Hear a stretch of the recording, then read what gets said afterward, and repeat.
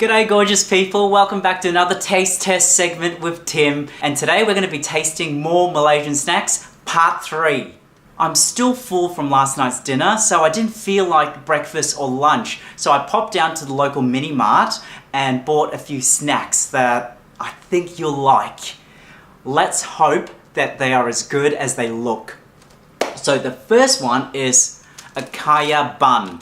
As you know, I love kaya. I grew up eating this as a kid and it brings back incredibly fond memories of my grandfather. I really hope that this is good kaya because the one I had in KL was atrocious. Oh, I haven't had a good kaya yet. In fact, I haven't even had a kaya toast.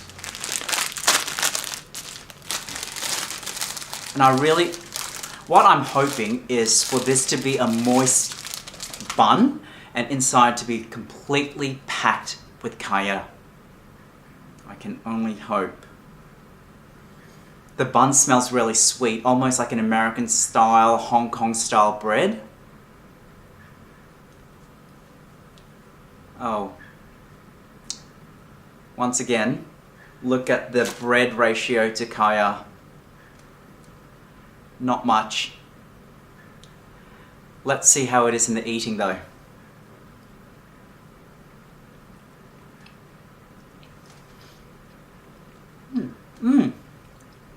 Oh wow, that kaya whacks you in the face. It's got a strong coconutty, pandan flavour to it. Wow, that kaya is wonderful. And that bread is highly refined, very moist, sweet, chewy, spongy. Oh, delectably good. This is a good one. Oh wow. At 2 ringgit 30, this one is worth it. I know what you're saying, Starbucks.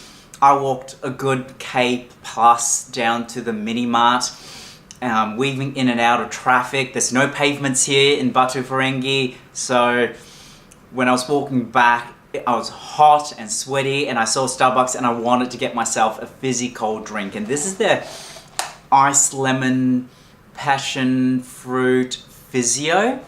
It costs 16 ringgit. It cost more than my dinner last night.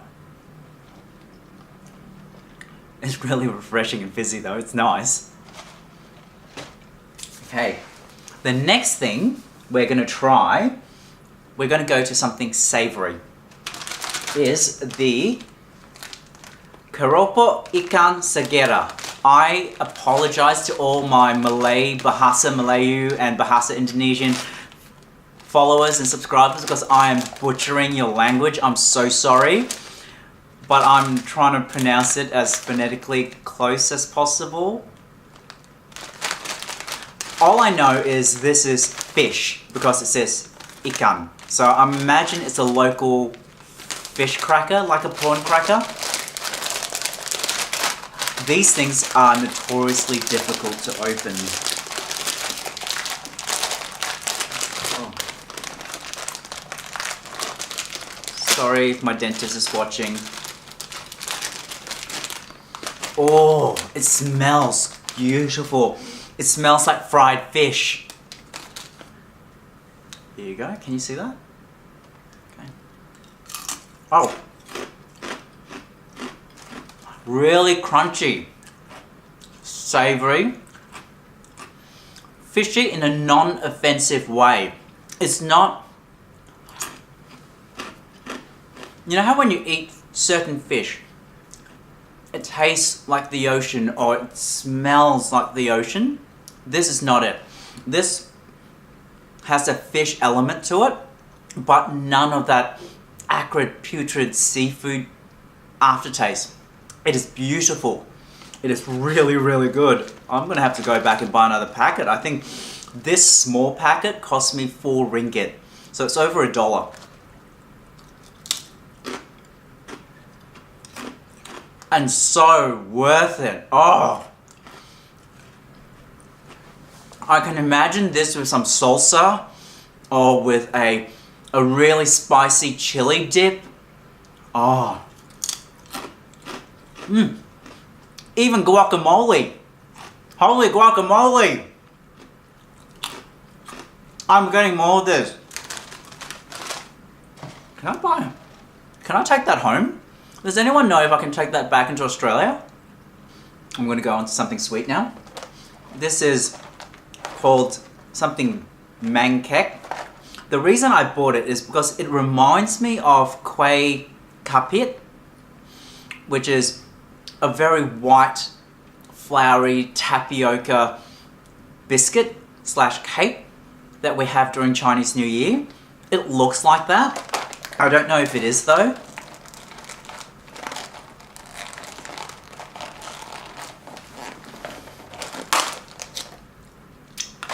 If this is kuih kapit, then it's a very simple but complex recipe. Very few ingredients. It only has tapioca flour, caster sugar, egg yolks, pandan leaves, coconut milk, and a little bit of red colouring to give the fish, because you form it into a fish shape and you put the red colouring on the eyeballs. If this is kuih kapit, it should be kind of in between moist and dry. When you bite into it, it should just crumble and powder into your mouth. And if it's done right, the second you bite into it, it's going to coat your entire mouth and almost draw all the moisture out of your mouth. It is the most unusual sensation. I love it. My aunt Mimi makes the best kuih kapit. Let's see if it is. It is. But this isn't the best version of it. And to a certain point, I actually prefer this, because whilst it does break and powder in your mouth, it doesn't completely draw all the moisture out. It doesn't coat your mouth completely. The flavour is ever so pleasant. It's sweet and savoury at the same time, but because there's no salt to it, it's not overly savoury. This is actually pretty good. Okay, and the last one is a peanut cookie. I just love peanuts. I love peanut butter, so... Why are all these packaging so difficult to get into? I don't have scissors. Oh, wait, I do! Nose clippers. So when I was in Georgetown and I had to go and get change for the coin laundrette, I was forced to buy a 10 ringgit kind of manicure set. So much easier! Don't worry, I didn't use it in my nasal cavity. Oh my god, this smells so peanutty. It's hard and dry.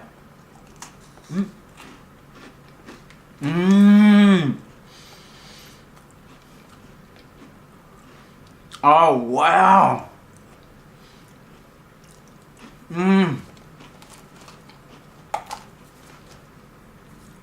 It's powdery, but not as powdery as the previous cookie. Very, very strong peanut taste. Do you remember?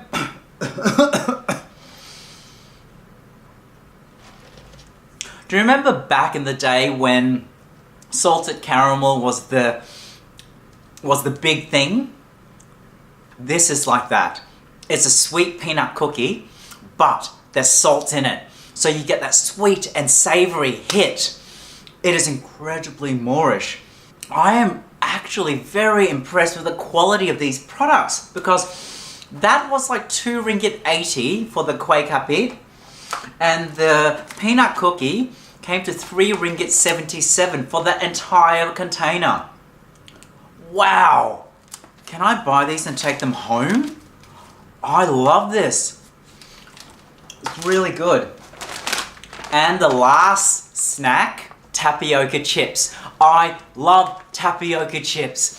I grew up eating these, and they're now harder and harder to get in Australia. And for me, I just love the plain tapioca chips. Manufacturers are trying to invent themselves by adding new flavors like chili and barbecue and chicken and 3-layer cheese, and now stick with the original.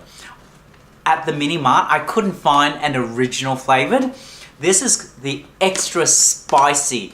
So as long as it's just spice, bite, and not flavor, I'll be happy.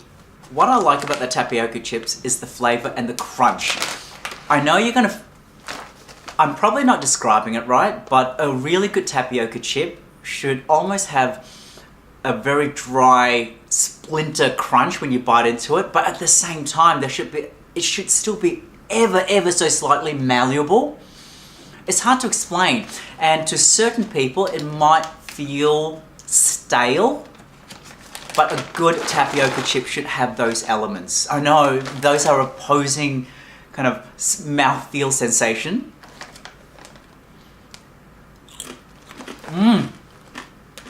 It's dry and crispy, but it still has a bit of that, that give. It's delicious, but it is almost curry flavored. And it is spicy, it really is spicy. It's just such a pity it's not the plain tapioca chips, which is what I was really hoping for.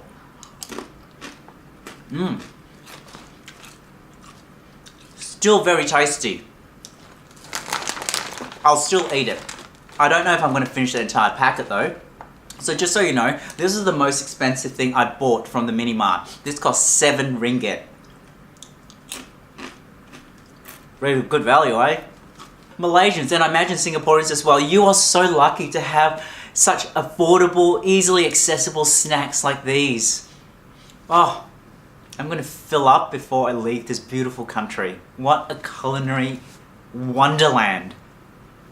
So, thank you all so much for watching. If you enjoyed this segment, give me a thumbs up. If you're new to my channel, hit the subscribe and bell notification buttons below. If you've yet to visit my Instagram or IGTV, here's the address. So, till the next episode, bye!